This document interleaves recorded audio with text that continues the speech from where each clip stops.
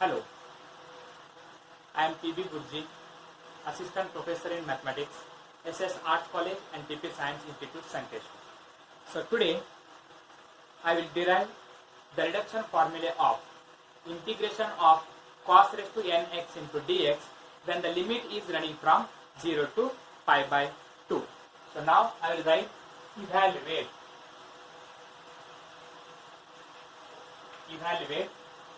integration 0 to pi by 2 cos raised to nx into dx.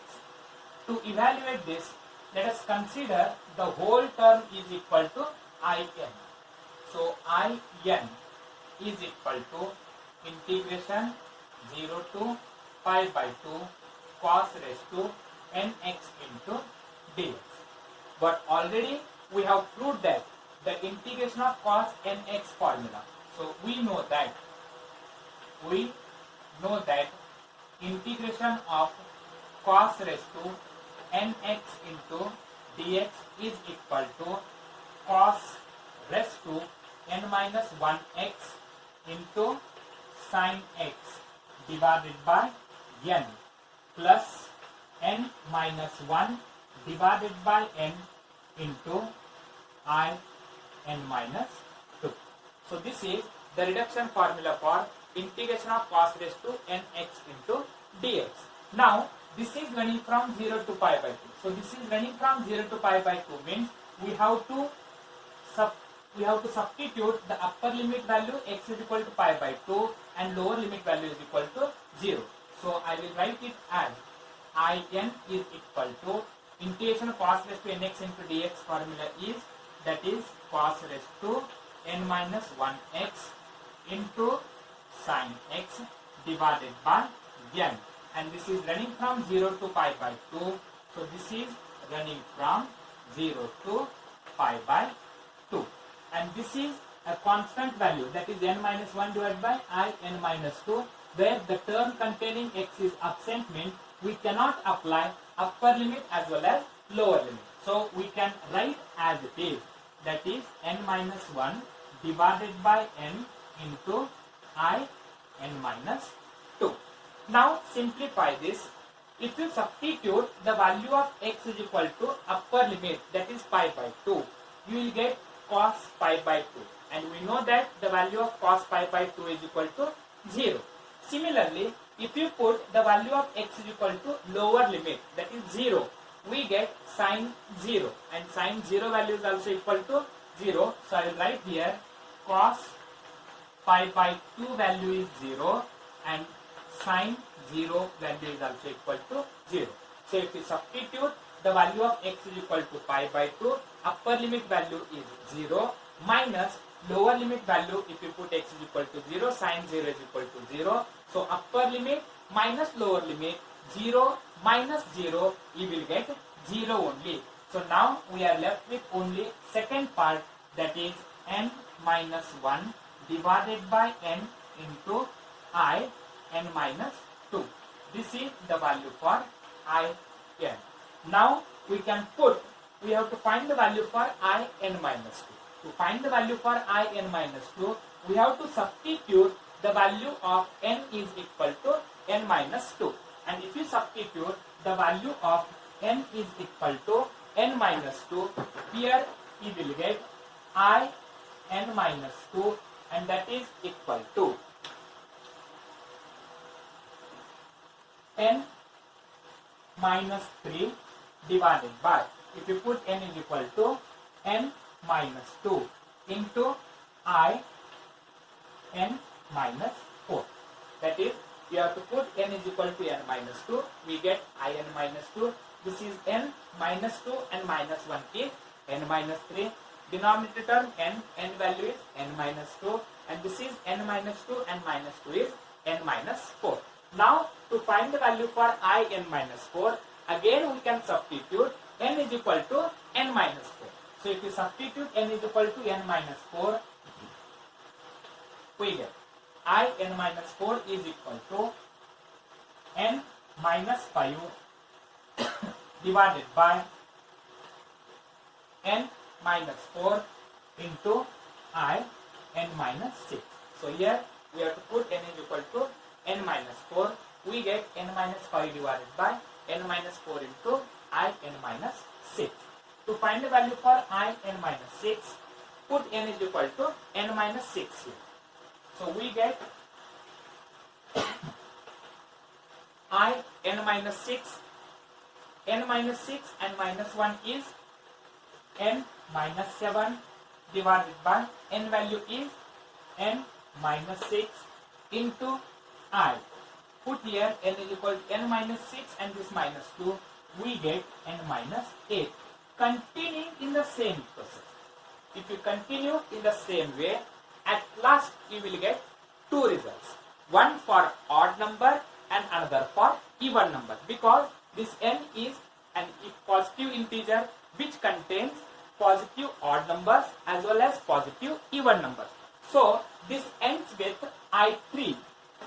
This ends with I3 when n is odd, and this ends with I2 when n is even, and I3 value can be obtained from this equation. If you put n is equal to 3 here, you will get I3 value, and this is equal to 3 minus 1.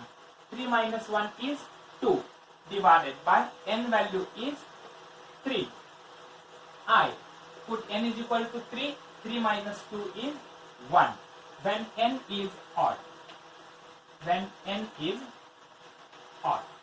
And similarly, the same result ends with I2 when n is even. And if you put n is equal to 2, here you will get 2 minus 1 is 1.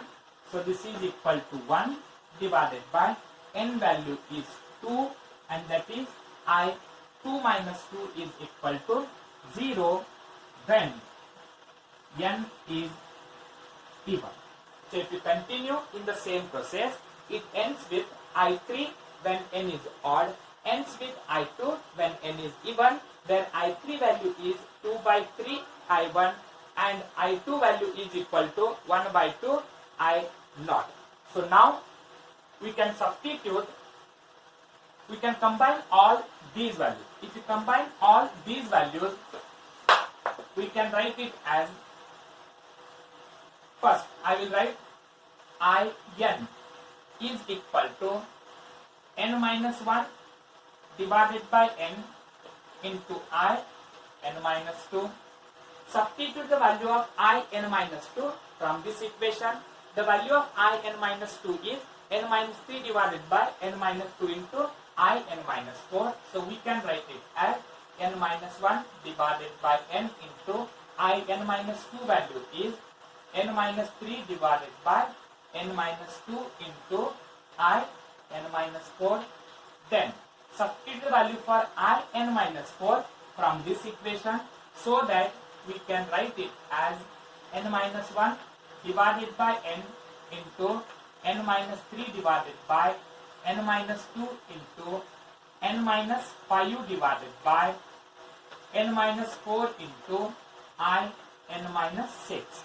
Substitute the value for I n minus 6 from this equation, so we can write it as I n is equal to n minus 1 divided by n, n minus 3 divided by n minus 2, n minus 5 divided by n minus 4, and I n minus 6 value is n minus 7 divided by n minus 6 into I n minus 8, that is n minus 7 divided by n minus 6 into I n minus 8. Continuing in the same way. If you continue in the same way, this ends with I3 when n is odd, and it ends with I2 when n is even. So we can write it as In is equal to n minus 1 divided by n, n minus 3 divided by n minus 2. Continuing in the same way, it ends with I3, and I3 value is 2 divided by 3 I1 when n is odd. And the same result ends with I2, that is n minus 1 divided by n into n minus 3 divided by n minus 2 into, this ends with I2 and I2 value is 1 by 2 I naught when n value is even. Now we have to find the value for I1 and I0, and the value of I1 and I0 can be obtained from the given equation. So the given equation is In is equal to integration 0 to pi by 2 cos raised to nx into dx. Now to find the value for I1, put n is equal to 1. If you put n is equal to 1, we get I1 is equal to integration 0 to pi by 2 cos x into dx. And now what is integration of cos x? Integration of cos x is equal to sin x, and this is running from 0 to pi by 2. Now substitute the upper limit as well as lower limit. If you put x is equal to pi by 2, we get sin pi by 2 minus. If you put x is equal to 0, we get sin 0. And the sin 90 value is equal to 1 minus sin 0 value is 0, so that you will get 1. So if you substitute the value of n is equal to 1 here, you will get I1 value. I1 value is equal to 1. Now similarly, we have to find the value for I0, and I0 value is obtained by putting n is equal to 0. If you put n is equal to 0 here, you will get I0 integration 0 to pi by 2, that is cos raised to n means 0 x into dx. Any number raised to 0 it gives 1. So we are left with 0 to pi by 2 into dx. The integration of dx is x, and this is running from 0 to pi by 2. And substitute the upper limit.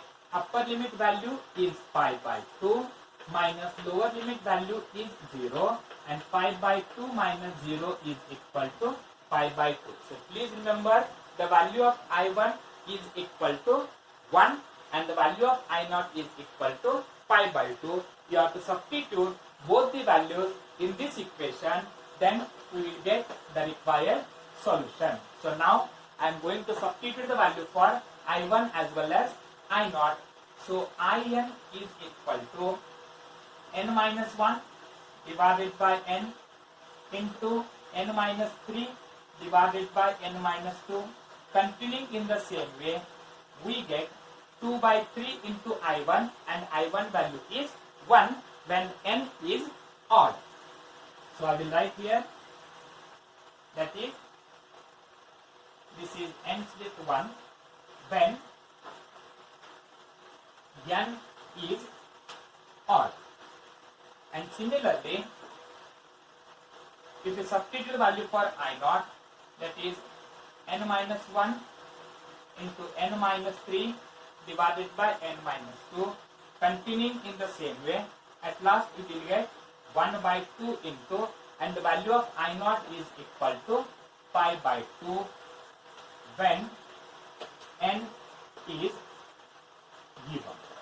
So this is the reduction formula for integration of cos raised to n x into dx when the limit is running from 0 to pi by 2. Thank you.